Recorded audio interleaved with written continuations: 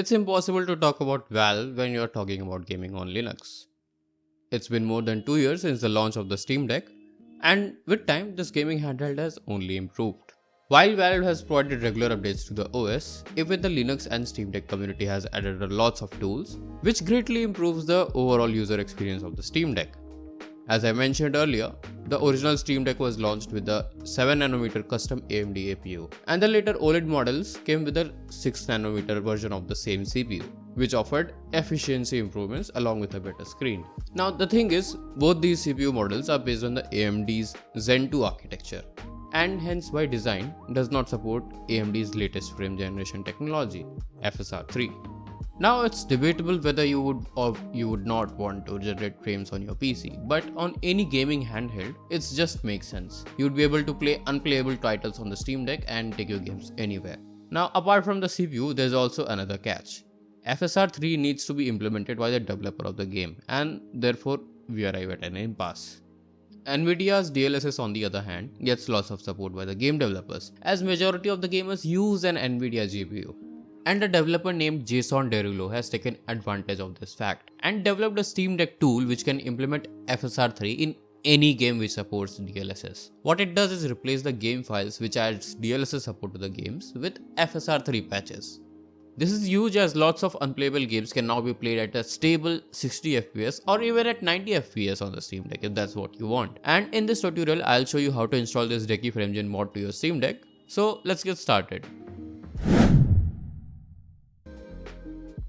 Do note that I'm using bazzite OS on my Steam Deck, but the installation steps is pretty much the same if you're using SteamOS or any other gaming OS on the Steam Deck such as Novara Steam Deck Edition or Chimera OS. So first of all, what you need to do is go to the desktop mode of your Steam Deck. So just go to power and go to switch to desktop. So once you're in the desktop mode, just launch any web browser, for example if you have Firefox, and search for Decky Loader. Go to the GitHub page of Decky Loader, and from here what you need to do is download and install Decky Loader on your Steam Deck. I have already covered this in another guide, so check that out on our channel if you want. So I'm just gonna skip this step as I have already installed Decky Loader on my Steam Deck. Next, what you need to do is download the Decky framegen mod. So again, search for Decky framegen, and as you can see it is already suggesting me, so I'll just click here. The link will be in the description if you want to download this mod on your Steam Deck. From here, go to the releases section, and as you can see the latest version is 0.9.1. so I'm just gonna scroll down and download this zip file. Just click on the zip file and it will be downloaded for you, and as you can see my downloads had begun.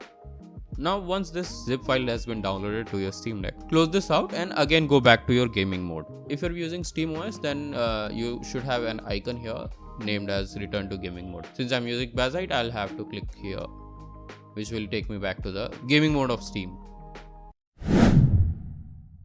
Once you're back in the gaming mode, what you need to do is press the quick settings button and come down to the Decky Loader menu. If you have installed Decky Loader correctly, this should show up here. Go to settings of Decky Loader, and from the Decky Loader menu, go to general and enable the developer options. Once you have enabled the developer mode, you will see at the left side of the screen that a new developer setting has appeared. From here, click on the install plugin from zip file and a file manager will appear. Now we have downloaded this zip file earlier, so we'll go to the downloads folder, and as you can see I have Decky framegen plus zip file. What you need to do is click A on this zip file and you will be asked whether to install this plugin. Just click on the A button on your Steam Deck and it will be installed.